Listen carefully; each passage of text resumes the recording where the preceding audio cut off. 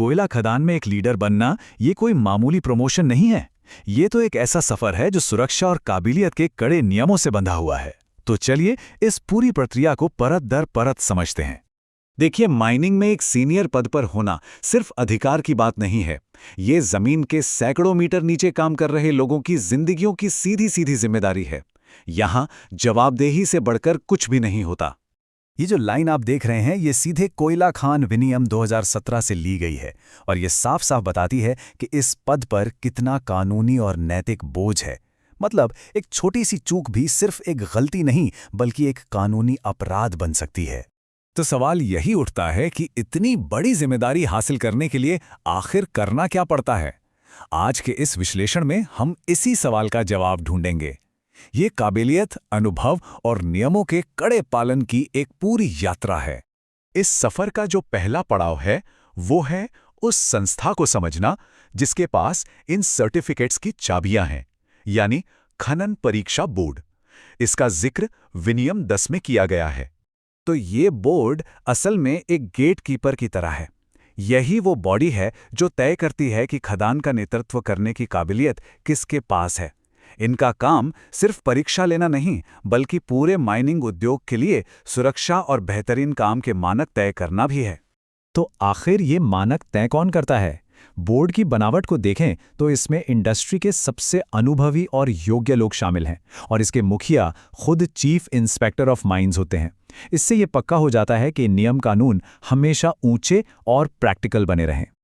अच्छा, तो अब हम ये तो जान गए कि इंचार्ज कौन है। तो चलिए अब उन अलग अलग रास्तों को देखते हैं जिन्हें एक उम्मीदवार चुन सकता है। ये बिल्कुल एक सीढ़ी चढ़ने जैसा है जहां हर पायदान की अपनी एक अलग अहमियत है। यहाँ हम कैरियर की वो सीढ़ी साफ साफ देख सकते हैं। इसकी शुरुआत होती है सरदार के सर्टिफिकेट से, जो एक बहुत ज़रूरी फर्स्ट लाइन सुपरवाइजर का रोल है, और ये सीढ़ी खत्म होती है फर्स्ट क्लास मैनेजर के सर्टिफिकेट पर, जो किसी भी खदान को चलाने के लिए सबसे बड़ी योग्यता है। और ये बात सिर्फ इन मेन रोल्स तक ही सीमित नहीं है। माइनिंग एक बहुत ही कॉम्प्लेक्स ऑपरेशन है, इसलिए नियम ये पक्का करते हैं कि वाइंडिंग इंजन चलाने या जहरीली गैसों को टेस्ट करने जैसी हर ज़रूरी और स्पेशल भूमिका के लिए भी सही सर्टिफिकेट हो।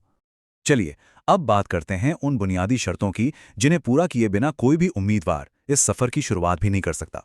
ये एक तरह की यूनिवर्सल चेकलिस्ट है। इस चेकलिस्ट की शुरुआत होती है सबसे पहली और सबसे बेसिक शर्त से, उम्र। किसी भी सर्टिफिकेट के लिए अप्लाई करने के लिए आपकी उम्र कम से कम 20 साल होनी ही चाहिए। इससे ये सुनिश्चित होता है कि उम्मीदवार के पास इतनी बड़ी जिम्मेदारी के लिए जरूरी मैच्योरिटी हो।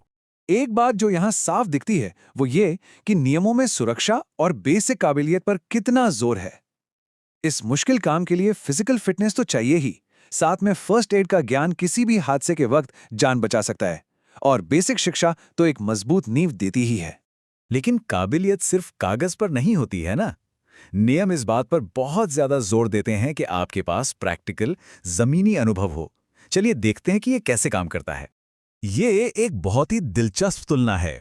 ये दिखाता है कि कैसे एक फॉर्मल डिग्री आपके करियर को रफ्तार दे सकती है। अगर किसी के पास माइनिंग इंजीनियरिंग की डिग्री है तो फर्स्ट क्लास मैनेजर सर्टिफिकेट के लिए जरूरी अनुभव 6 साल से घटकर सिर्फ 2 साल रह जाता है। ये पढ़ाई और प्रैक्टिकल अनुभव के बीच के तालमेल को साफ दिखाता है। और ये सिर्फ मैनेजर की भूमिका तक ही सीमित नहीं है।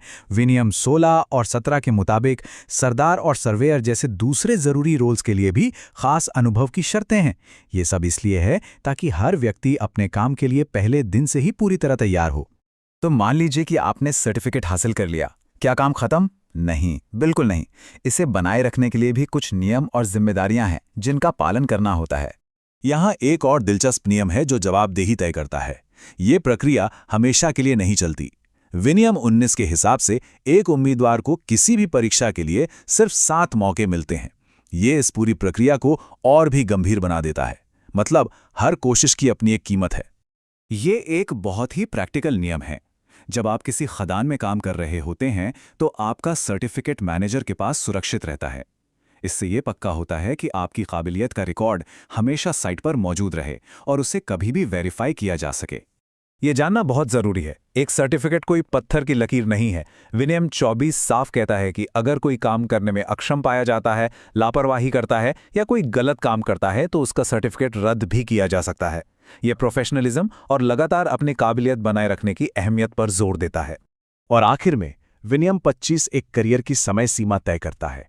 60 साल की उम्र के बाद काम करते रहने के लिए हर साल फिटनेस सर्टिफिकेट जरूरी होता है और 70 साल की उम्र में इन खास भूमिकाओं से रिटायरमेंट लेना अनिवार्य है ताकि सुरक्षा के मानक हमेशा बने रहें। तो आज के विश्लेषण से ये तो साफ है कि कोयला खनन में एक सर्टिफाइड प्रोफेशनल बनना एक बहुत ही सख्त और अच्छी तरह से डिज़ाइन की गई प्रक्रिया है। ये सिर्फ एक नौकरी पाने के बारे में नहीं है, बल्कि सैकड़ों लोगों की सुरक्षा की जिम्मेदारी लेने के बारे में है। और जैसे जैसे इंडस्ट्री बदल रही है, ये नियम भी बदलेंगे और यही सवाल हमें भविष्य के बारे में सोचने पर मजबूर करता है।